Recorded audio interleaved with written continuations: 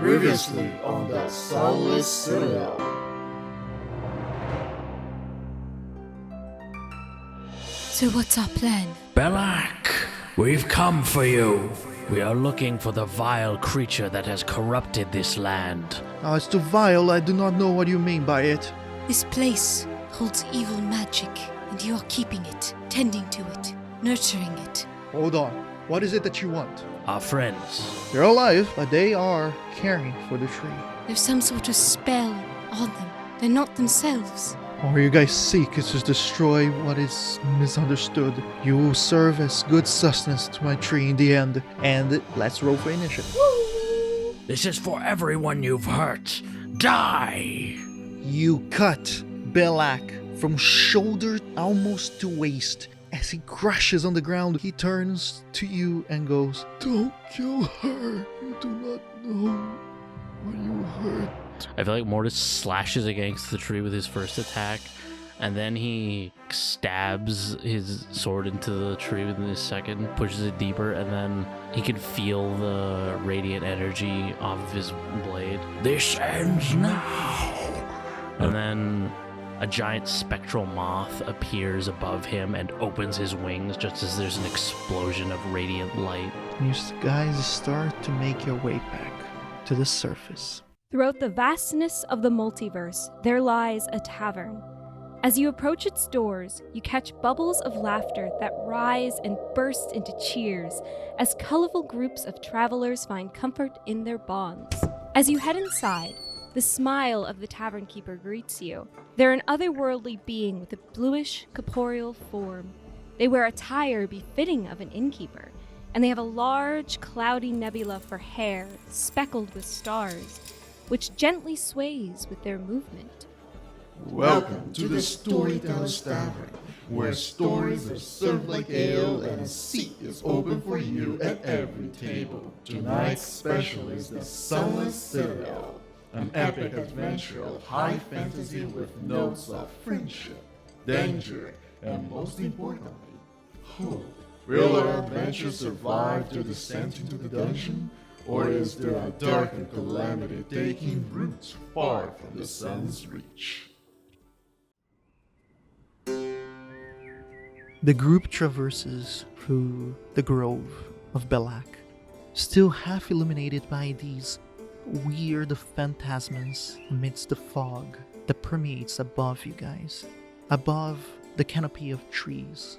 Still, it is a torturous walk as you guys are going through shrubbery and dense vegetation. It takes the better part of an hour to get by, but you guys finally arrive at the very entrance where you guys fought goblins and leads towards the inside of the tunnels of the Sunless Citadel. As we enter the tunnels and the natural light fades away, Mortis is going to activate the lantern on his belt just to make sure we have a nice little aura of light around us. By lighting up the lantern of the god of travelers and death, Lutzer, you guys proceed into the darkness once again. You finally reach the very long hallway. It stretches endlessly. But now, the feeling is different. As you look around and you have the people that you sought out for. They are walking by your side, somewhat smiling and even in a high spirit as they know they're going back home. As Methuselah is leaving this place, it's almost like there's a weight that comes off of them in that they can finally leave so much of the darkness behind and in the past, as they've now overcome a lot of the monsters that lingered down here. In the process of us beginning to make our way back through the citadel, Thorn slipped down Mortis's shell and onto the ground, feeling a little sick from the height, not completely used to it in the way that the other Thorn is. For a bit, Methuselah is distracted by talking to Faith and Sir Bradford about Visantha and our adventures and everything, and then we'll notice that Thorn has slowed down and we'll stop conversation and meet Thorn's pace. Oh, Thorn, I was wondering if I could ask you a question. Huh? Yeah. You can ask me anything. Since there's, two thorns, it is a bit, strange and sometimes confusing to try to figure out which one we're speaking to in terms of names. Is there anything that we could call you instead of, saying old thorn or new thorn or this thorn or that thorn, I feel like if there's anything that you want us to call you now, just so it's a little bit easier, you can let us know. Thorn gets a sad look on his face for a second. When my mom and dad were alive, they'd sometimes call me their wildflower. They'd just call me Flower. Would you like us to call you that? Yeah, I guess you could. Well, that's splendid then. Flower, it's very nice to finally really meet you. It's nice to meet you too. Chrysantha used to call me her magpie. It's because I talk a lot and, sing like magpies do.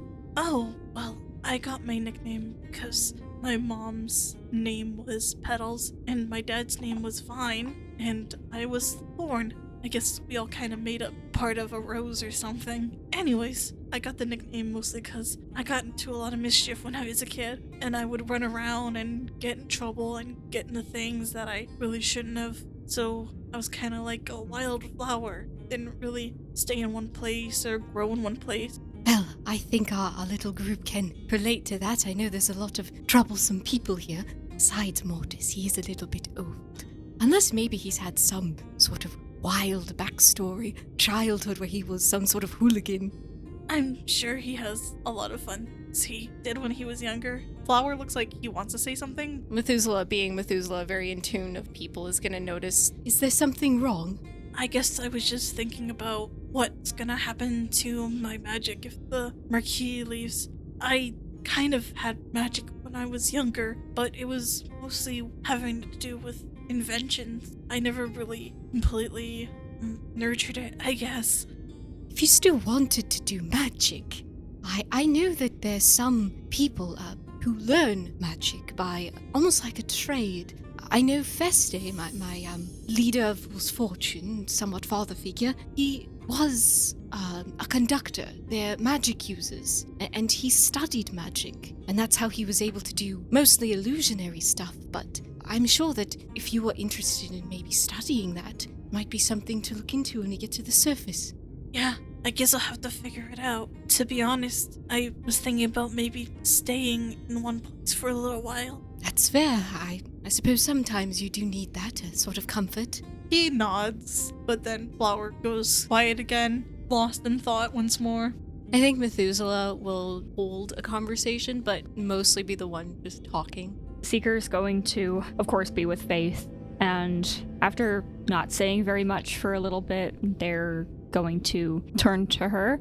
Now, Faith, are you sure that you're okay? I was really worried about you, and we were all worried about you back home. Well, to be completely honest, I was a little bit concerned. I couldn't really feel anything. I was a prisoner in my own body.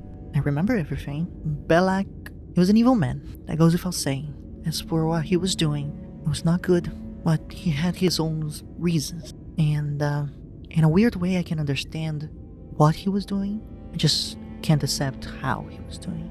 And unfortunately, I don't know if I'm prepared to really talk about what happened. Maybe later, after I have some very, very long sessions of play prairie, I might be able to find the courage and the strength to face it. Maybe with you, Mom and Dad, and one of their soups. But I remember everything, and I just remember how afraid I was for you and for Tom's rest. It's a bit weird that I wasn't really afraid for myself, but I was afraid for how I was going to leave everything. I intended to come here and find something that was going to help us all. But in the end, I didn't expect that I wouldn't come back. So I'm just happy now, more than anything, that we are coming back.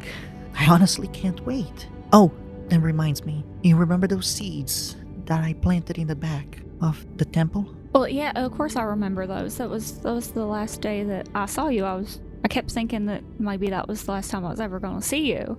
She smiles in a very tender way, and she holds your hand tight. It's not the case anymore. But I do need to get rid of those. Part of the thing that Belak would talk with some of the goblins, it's exactly how important it is for them to spread those seeds. Even sell pieces of the apple, hoping that people would be interested in those. Those seeds were what caused those little wooden creatures to appear. They are seeds of that tree. So I don't know if he was trying to spread that evil plant's corruption through the world, or he was trying to replicate the tree in some way. I know that he was frustrated with how the seeds of those fruits would not create another tree, but create those little creatures instead. Regardless, we do need to get rid of those. Oh, definitely, yeah. I mean, we got into a couple fights with those things, and we dealt with them easily enough, but I got scratched a few times. So I definitely wouldn't want anything like that to happen to any of the youngins wandering around the temple. And, take your time with talking about all of this. I mean, if I had gone through it like what you did, it was very different what we went through. I probably wouldn't be able to talk about it right now either, because I can talk about what we've been through down here with Mortis and with Thorn and with Methuselah. You could talk about it with Sir Bradford, but beyond that, there's no one that really completely shares the experience, Enough about me. How are you? Well, I promised to protect you when we were both very, very small, and so it felt like it was obvious when we decided that we were going to send people out looking for you, that I should be part of it. Because, if we just sent some random adventurers, no matter how trustworthy they were, you wouldn't know them, and it might have been more difficult. I think it also changed the way that everyone else saw the mission, because they got to know me, and they kind of know you already. I'm okay, and there were times when I thought I would never see you again, and so getting you back was all that I ever wanted. Well, you're as smart as always. I'm happy that you came, more than anything. And I do want to hear everything about what happened and how you braved all this. The two of you continue walking down the stretch as you let her know about the little adventure that you had with your friends. In the meantime, Sir Bradford approaches Mortis. I couldn't get your name. Yes, I suppose we didn't have much time for introductions. I am Mortis of Lestry. I'm a warrior of the Ashen Cloak, if you're familiar. Quite so, actually. One of the few inspirations for me to take the mantle of a knight. Not quite as renowned as your order, but I still want to live up to something bigger than myself. So long as you continue on your path and remain devoted to doing good and protecting, then you, my friend, will become a greater knight than I could ever hope to be. Well, one can only hope, I would say. Despite what I wish for the future, I do have to thank you for what you did. I know that I owe my life and Faith's life to all of you as a warrior, and I can see you are one too. It would be easier for me to express truly how I appreciate your help and the help of everyone. It was my honor, Sir Bradford. I would be happy to fight alongside you anytime, though hopefully we won't be trying to kill each other. He chuckles a little. Likewise, I do apologize about fighting you. Oh, think nothing of it. Just a little old man humor. I don't know if it is selfish or inappropriate for me to ask you something of you, especially after you and your compatriots saved us. But I do believe I can ask something of a fellow knight. Ask away. He pulls and unsheathes the blade that he used to fight you, the one with the weird hook at the very tip of the blade. He shows it to you and says, This is Shadowclaw. It's a blade blessed by the cat lady and her temple. It's meant to protect the temple and those within. I'm asking you, if it is okay, to keep us safe. If by any reason I do have to stay back or lay down my life to make sure you guys escape, I would like you to bring this back to the temple. I believe I can trust you more than anyone here, and I don't want to burden Faith with this task as well. She already suffered enough. Mortis is somewhat taken aback by this, and he takes a moment to study the blade. I can tell by your tone that this is an important task.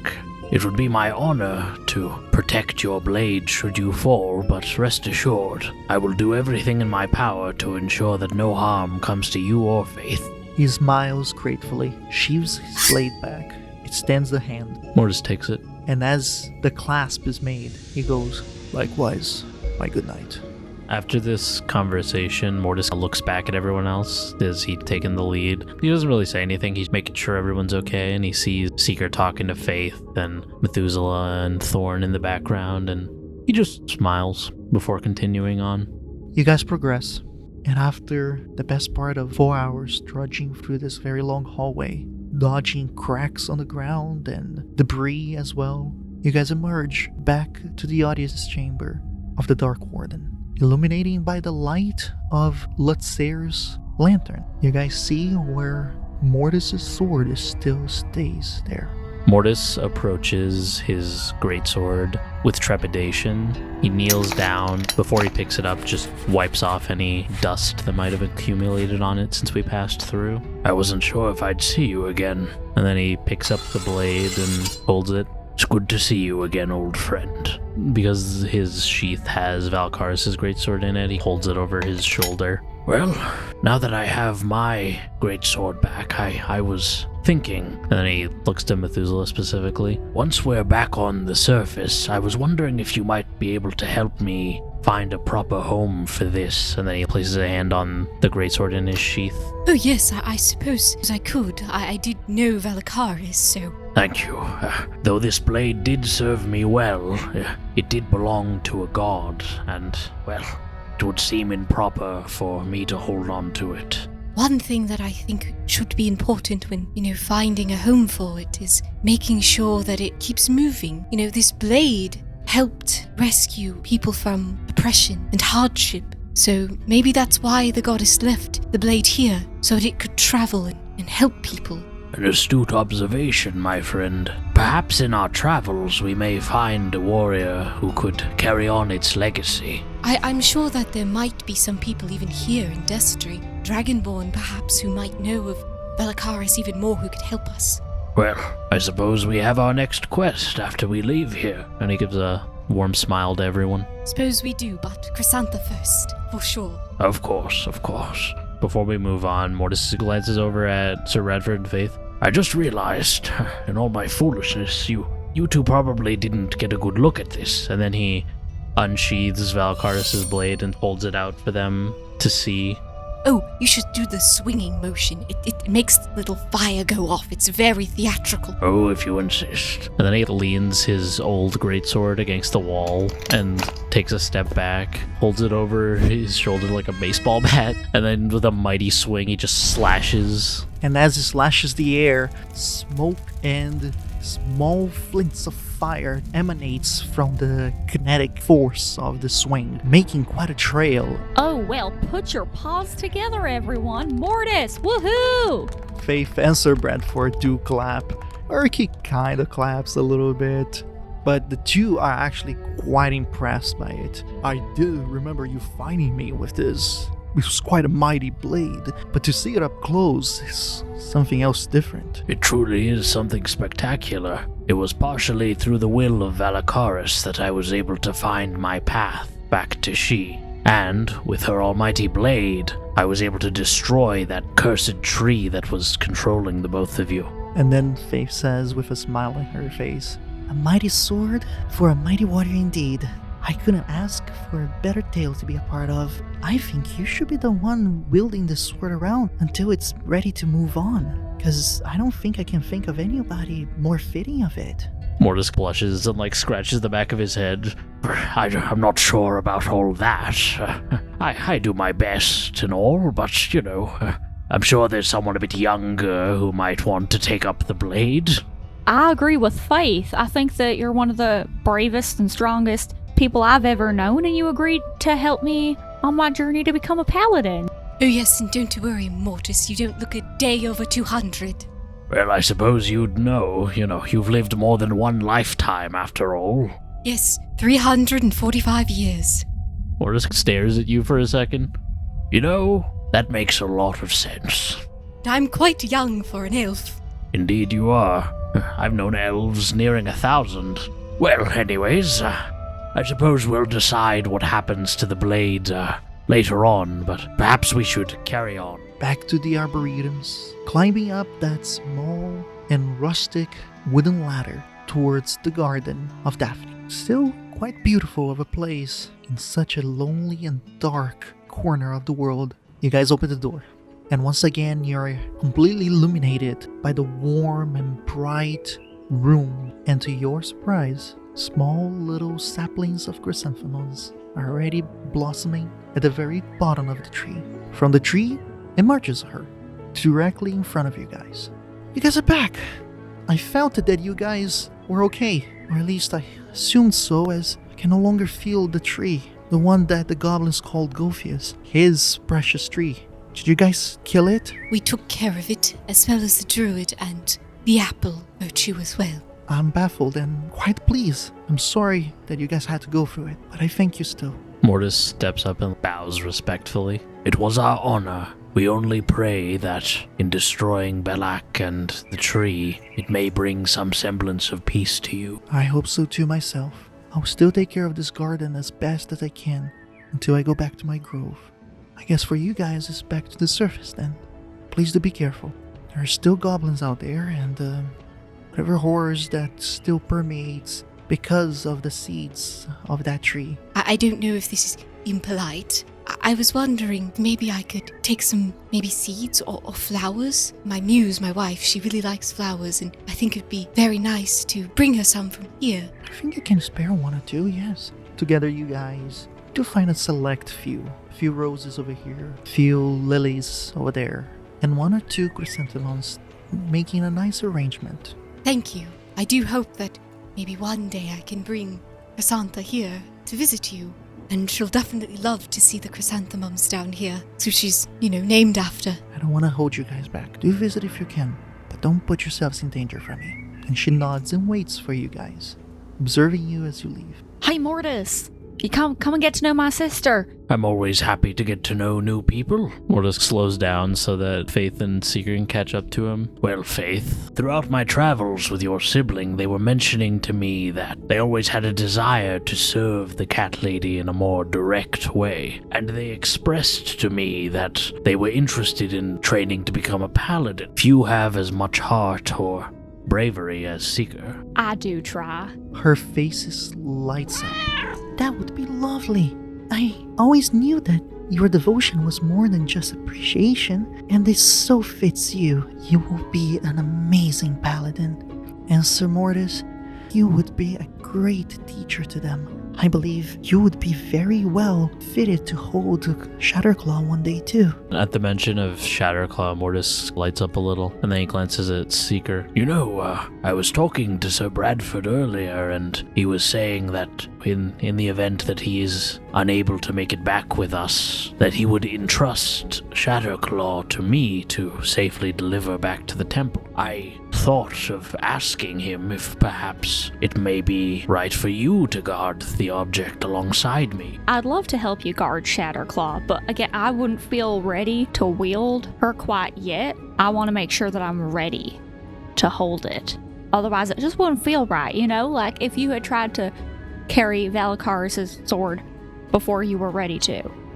I completely understand. We must bear the weight of our weapons both physically and emotionally. If we are not ready to wield them, then they cannot operate as they were meant to. I trust that even if it isn't Shatterclaw, you will find a legendary weapon that serves your needs. Oh, I do hope so. I want to make you proud, I want to make my family proud, and I want to make the cat lady proud. Throughout this conversation, you guys traverse the dark laboratories until you guys reach the shaft just underneath where Durna's room was. As approaching, you guys notice that the rope has been cut. The goblins wanted to leave you guys down here. I suppose we should probably think of a way up. Seeker is going to look at the wall, the ceiling, the hole. Well, I don't want to make it seem like I'm better than everyone, but I think I might be the best climber of the group. I don't know if I can do that. What I can do, Sir Bradford speaks up, is provide you with a boost so that you can reach the shaft. And then, if you give me a boost, perhaps I can climb up and then throw a rope down, because that's how we got down here before, as you can see from the cut rope. Alright, I know it also could help. I could play the song, specifically the part where you make your big jump. That was quite the jump, wasn't it? Yes, I'd say so. I've never seen anything like it. Methuselah is going to play that specific part of the song where I talk about Seeker making this impossible leap over a gorge of lava as I give bardic inspiration. As Seeker gets to have a little bit of a running start, they gracefully do a little hop when get close enough to Sir Bradford and Mortis, just to land perfectly on your hands, and you guys propel them, skimming off a good 20 feet out of the start of the shaft climbing. You may do your athletics check as you land onto the wall and you're getting yourself up. I got a 4. As your muscles start to ache, you feel that it's best for you to catch your breath a little bit. I can do this, guys. I know I can. I'm more than halfway there, I think. I just need a moment, alright? So Methuselah hears that and sees Seeker's claws slipping a bit and the muscles shaking. Oh yes, we do believe in you, Seeker. We know you can do this. And is going to once again play their song. Going to give bardic inspiration once again to our favorite tabaxi. It's another 4. Despite the inspiration and music, Seeker starts to heavy breathing as the muscle ache starts to increase. You might not know for how much longer you can stay up here. Methuselah will see that and then look at Faith. She approaches you quite quickly. Seeker needs some wise words from you. Seeker, you can do this. This is no different than the trees that we climbed together when we were small. Come on, I know you can. You can do anything when you put your mind to it. And I believe in you. Now go for it. One more climb. You get advantage through the encouraging words of your sister as well. A 10. Through a lot of struggle, costing you a whole point of exhaustion, you are finally able to reach the end of the shaft, breathing heavily and allowing your muscles to just rest a bit. Seeker is going to take a minute to catch their breath. They're gonna have a little bit of water. You're able to find a specific piece on the side here, tie the rope to the best of your abilities to each other, and then onto this protruding rock. And then you release it down, one by one. Your friends climb up. So, how are we going to go about this? Flower, are you... Flower? Yes, so it's easier for us to differentiate between the thorns without saying something archaic like old thorn and new thorn. Figured it'd be nice for Thorn to have a nickname.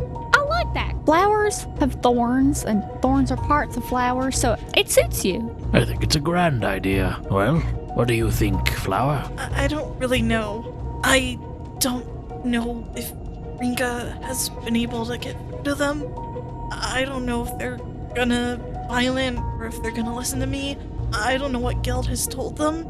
I don't know what to expect. Well, if anything, we did deal with Black, so I don't know if that's a good talking point, but I suppose it's something that if we needed to strike a sense of fear, or we are not to be trifled with, did take care of that, their leader. We could try to find Ringa first in the tribe, or try to confront them. Grinnell always led the tribe with a sense of strength. The strongest had to be feared. Things like that, even though my family didn't. It's just the way that things were done. I think that defeating Balak would be a good starting point to kind of assert that we are strong. I don't really know what to say to them. They don't really trust me. But I remember when we fought goblins a while ago, we were able to sort of ruse them into listening at least. Maybe the people that we need to convince, it's not Geld, it's the tribe. Maybe if they're convinced, it might, be forced to change. But if there's anyone that could convince them or stand up, I think it's you. Flower nods, and he looks actually at Seeker and Faith, and also Sir Bradford. I was actually thinking that maybe Rest would be willing to help us, and help us integrate, if that makes sense, in a way where you're not forced to hide. I know the tribe will still be a little bit skeptical, but I wanted to see what you guys thought. Maybe I could talk to Faith. I think that might be a good idea. What do you guys think? Because maybe we can help them, and it might help make them not as violent if we help them and they have help from the outside so that they don't feel so isolated and alone. Because community is really important. The two look at each other. Faith turns to you, but also to Flowers. I do think that the temple might be able to help in some way or two, and progressively, maybe even find a way so that Tom's Rest could accept and even have the goblins join in some capacity. Although, I don't know if it's possible to it to be done. Today, if we appeared with a goblin community on our backs, they probably would react thinking that it's a horde attack. It's something that we would need to prepare for. Can I do a check on Faith? Faith looks weak. There's something wrong. Yeah, I was gonna ask if I could also do that. Can I have advantage because I know her very, very well? I would allow the insight. I'm doing medicine. I got a 21. 16 for the insight. She is evidently winded and seems somewhat exhausted. It is not that hard to accept that. You guys just climbed a very long vertical shaft. Even though you guys had the help of the rope, it was not an easy climb, especially for someone that may have been malnourished as she was. For being imprisoned, Seeker, Faith was always very active. In one way or another, she was always at her feet. She's always moving around. And it was not uncommon for her to get tired because of all this moving. Of course, she would always put a strong face behind it, or at the very least her excitement towards new things would not really allow her to slow down. But knowing her, she is looking a bit thinner compared to last time you saw her.